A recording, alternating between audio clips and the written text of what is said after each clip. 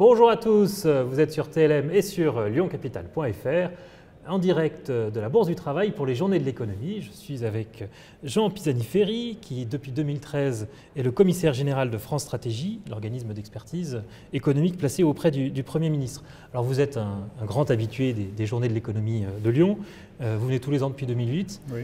J'ai noté dans vos premières interventions, 2009, 2010, c'était comment sortir de la crise, 2010, crise piloter la sortie du tunnel. J'ai le sentiment qu'en 2015, on aurait pu aborder les mêmes thématiques. Est-ce qu'on a beaucoup avancé ? On a avancé. On n'est plus dans les situations de crise aiguë qu'on a connues vers justement d'abord 2008-2009, puis 2011-2012 avec la crise de la zone euro.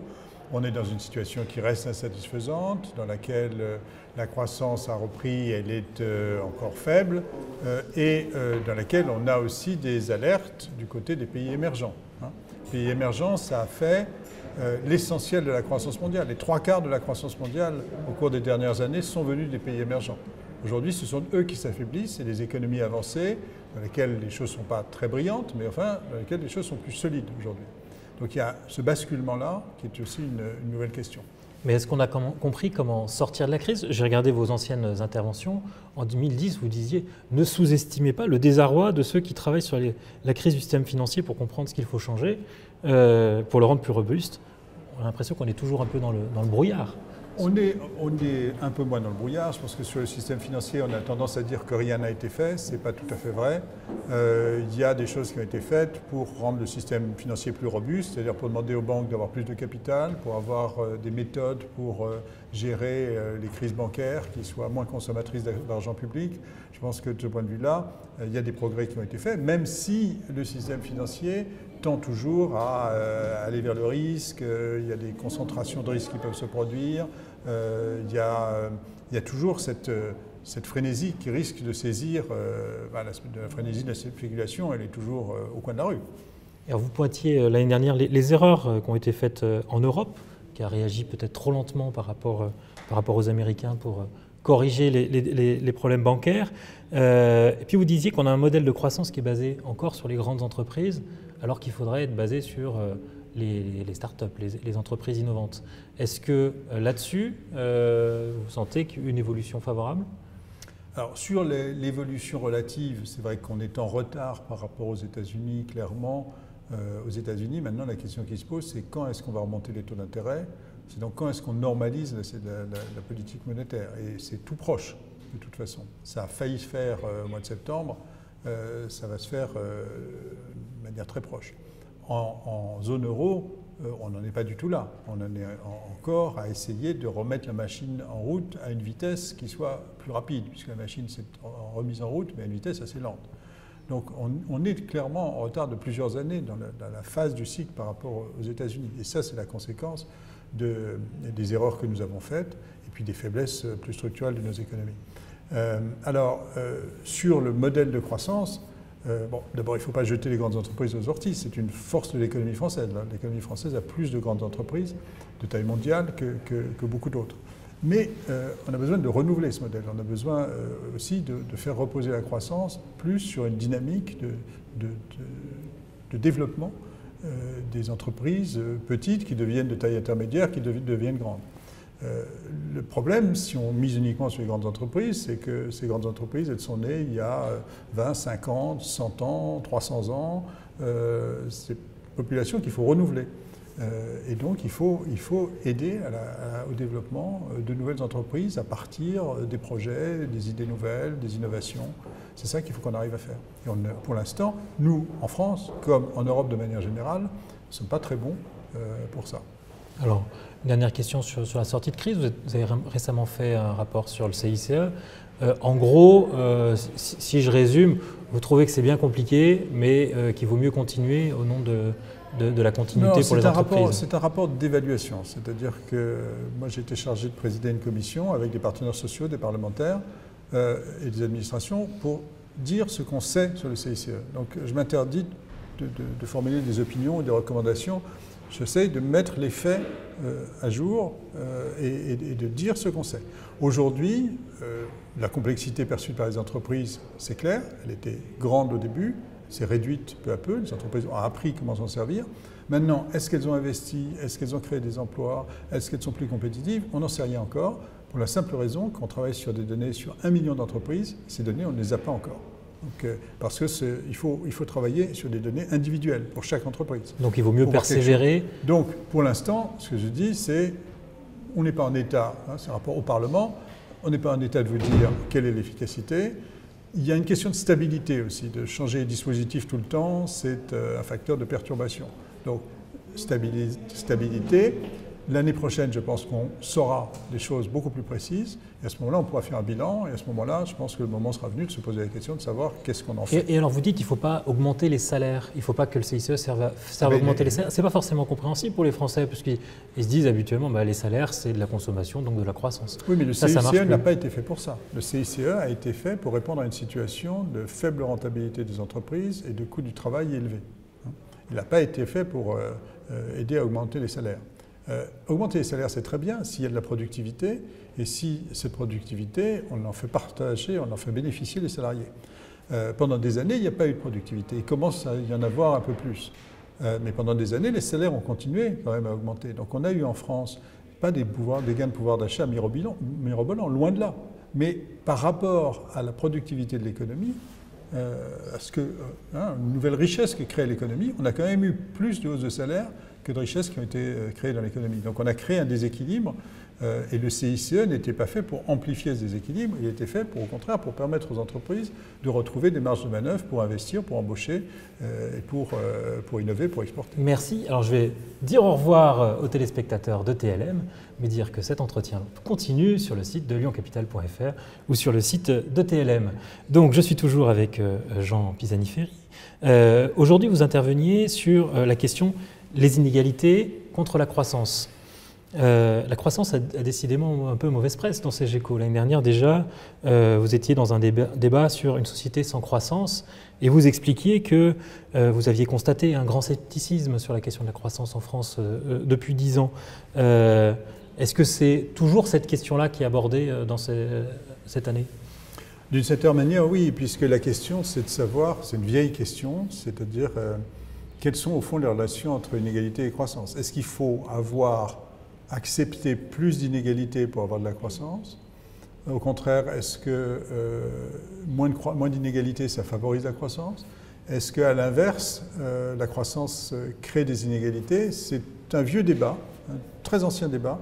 Je rappelais dans la table ronde, dans les années 70, il y avait un livre d'un économiste américain qui s'appelait Arthur Kuhn, qui avait fait un livre qui s'appelait Le grand arbitrage, égalité contre efficacité. Donc l'idée c'était, si on veut plus d'égalité, ça passe par des impôts supplémentaires. Ces impôts supplémentaires sur les entreprises, sur les ménages, ça va avoir des coûts en termes d'efficacité. Donc il faut accepter qu'on est un peu moins efficace, qu'on a un peu moins de croissance, mais qu'elle est mieux répartie. Donc ça, c'est la matière traditionnelle de voir les choses. Bon. Aujourd'hui, il y a une question nouvelle qui est autour de la question de l'innovation. C'est-à-dire une croissance fondée sur l'innovation. On le voit avec toutes ces entreprises qui se développent à une vitesse phénoménale. C'est une croissance qui aussi crée des inégalités. C'est-à-dire que les gens qui ont créé WhatsApp ont fait fortune, comme ceux qui ont créé Facebook ont fait fortune, comme ceux... Et tout ça à partir de pas grand-chose, au départ. C'est-à-dire c'est une personne, quelques personnes. Et très rapidement, ils atteignent la taille mondiale. Et très rapidement, ils ont des valorisations boursières énormes. Et ça crée une richesse phénoménale pour celui qui a eu la bonne idée ou celui qui a investi au bon moment dans cette entreprise. Et donc ça, c'est clairement un facteur d'inégalité. C'est-à-dire qu'une croissance avec ces transformations. C'est de l'inégalité, mais de l'égalité des chances aussi. C'est-à-dire que n'importe qui avec une bonne idée peut faire fortune, c'est ça l'idée? Alors ça, c'est vrai que par le fait que c'est une croissance qui repose sur cet effet de disruption, c'est-à-dire ce n'est pas les mêmes, mais ce sont de nouveaux entrants qui entrent, qui font fortune, ça redistribue les cartes. Donc ça fait de la mobilité, effectivement, et ça fait que tous nos étudiants de grandes écoles, d'universités, ils rêvent de ça. Ils rêvent d'être les nouveaux Mark Zuckerberg. Donc de dire, moi, après tout, si j'ai une bonne idée, je peux devenir milliardaire ou multimilliardaire. Et ça, c'est de l'égalité des chances, de certaine manière, parce que ce qui compte, c'est même pas le diplôme qu'on a, puisque souvent les créateurs de ces entreprises ont arrêté leurs études avant de les terminer. Hein. Donc oui, mais en même temps, ça va créer de l'inégalité. Donc la question, c'est est-ce que cette inégalité qui se crée, on doit l'accepter au nom du fait que ces innovations sont bénéfiques pour la société, qu'elles apportent quelque chose en termes d'utilité, en termes de croissance, en termes d'emploi, accepter que cette inégalité dans la répartition des bénéfices de cette innovation, finalement, c'est le prix à payer pour qu'il y ait de l'innovation. Pour le dire simplement, si vous voulez qu'il y ait des innovateurs, des gens qui prennent des risques, des gens qui vont passer quelques années de leur vie à ne pas se payer du tout parce qu'ils sont en train de développer leur entreprise, ils le feront s'ils ont l'espoir de gains importants demain. Donc vous dites, si je veux que ces gens-là le fassent, si je veux qu'ils développent de nouvelles idées, qui vont bénéficier encore une fois à il ne faut pas trop leur taxer, pas trop les faire peur. Il faut accepter le prix en termes d'inégalité. Voilà. Et alors ce sur quoi nous étions tous d'accord, c'était Philippe Aguillon qui disait ça, c'est très différent de l'inégalité qui vient du fait que quelqu'un a les bonnes connexions et va obtenir une réglementation qui va lui permettre de protéger son activité et de bénéficier de rentes de situation. Hein. Alors, il prenait l'exemple de magnat des télécoms au Mexique, qui est l'homme le plus riche du monde, ou a été à un moment l'homme le plus riche du monde. Bon, simplement, il a su avoir les bonnes connexions qui lui ont donné un monopole privé, ou un quasi-monopole privé sur les télécoms. Et ça, évidemment, c'est une inégalité qui n'est absolument pas créatrice de bien-être pour qui que ce soit. C'est simplement de la captation de rentes.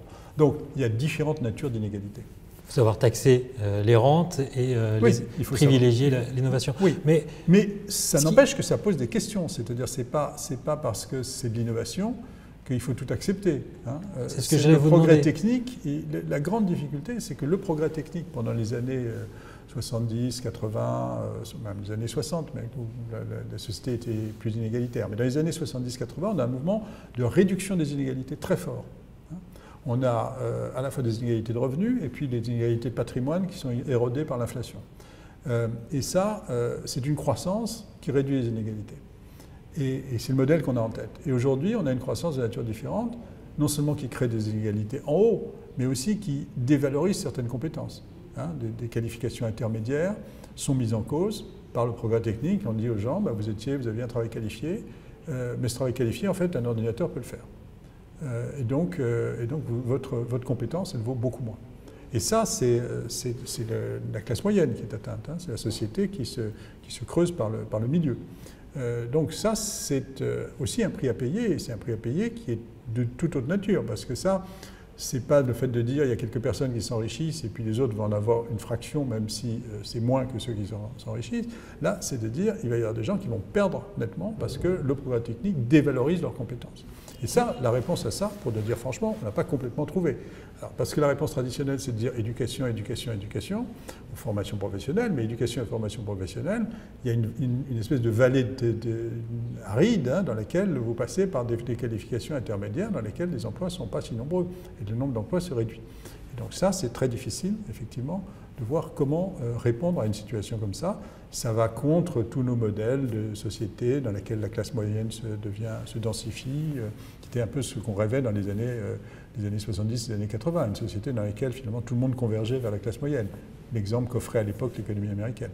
Et les gens n'ont pas toujours les moyens de s'adapter à l'innovation. Si on prend l'exemple d'Uber, la start-up qui permet à ses fondateurs de faire fortune, qui est assez innovante, mais qui vient détruire un modèle traditionnel. Et les taxis, face à ça, ils n'ont pas beaucoup de solutions. Ils n'ont pas beaucoup de solutions, mais les taxis, c'est l'exemple aussi d'une profession qui a refusé pendant des années toutes les remises en cause, qui a refusé l'innovation, qui ne s'est pas préoccupé de la qualité du service, qui a vécu sur un modèle de rente. Alors, ce n'est pas des rentiers qui étaient très très riches. Hein. Je veux dire, les chauffeurs de taxi, c'est aussi des gens qui achetaient leurs plaques. Leurs plaques leur coûtaient cher, ils s'endettaient pour acheter leurs plaques, ils ne gagnaient pas nécessairement beaucoup d'argent. Mais le modèle de la profession s'est organisé sur l'idée, on bénéficie d'une protection parce qu'il y a une autorisation préfectorale pour avoir un taxi, Et du coup, on ne réfléchit pas suffisamment à l'évolution de notre profession. Ça, c'est une responsabilité collective, peut-être des taxis, mais à titre Ah, individuel, mais celui qui a acheté sa licence, ça ne retire rien au drame individuel de celui qui a acheté sa licence. Mais collectivement, si vous voulez, c'est pas, la question des taxis, ce n'est pas d'aujourd'hui qu'elle est posée, elle a été régulièrement posée, et à chaque fois, la profession a dit non.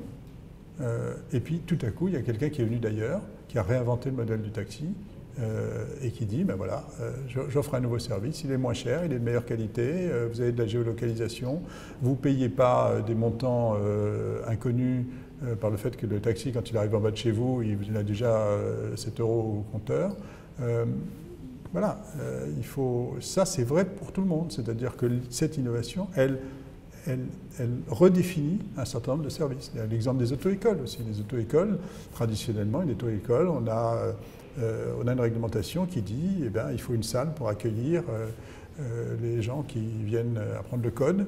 Sauf que si vous apprenez le code par Internet, vous n'avez plus besoin d'une salle pour ça. Et donc tout le modèle des auto-écoles construit sur le fait qu'il y avait une autorisation pour exercer le métier d'auto-école, il est complètement bouleversé par cette nouvelle manière de faire. Et ça va arriver dans des tas de métiers.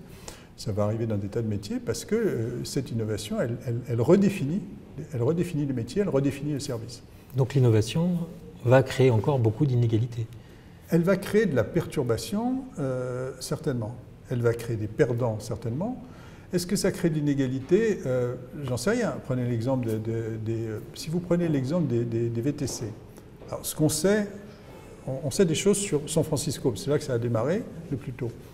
On voit qu'il y a une augmentation considérable du nombre d'offreurs, de firmes, d'auto-entrepreneurs, si vous voulez, qui offrent ce service.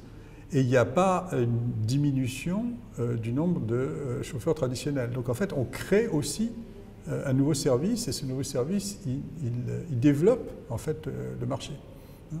Donc vous avez des gens qui sont rentrés là, qui ont eu un emploi, ou une forme d'exercice d'une activité en tout cas, à travers ces nouveaux métiers. Pour eux, ce sont des opportunités qui sont créées. Pour eux, ce n'est pas un facteur d'inégalité. Ça a détruit les rentes. Ça a détruit les rentes de ceux qui exerçaient le métier de manière traditionnelle. C'est vrai que je ne sais pas si c'est de l'inégalité ou de... Vous voyez, vous ne pouvez pas dire que c'est de l'inégalité. Ça a détruit des rentes et ça a créé aussi une ouverture pour d'autres.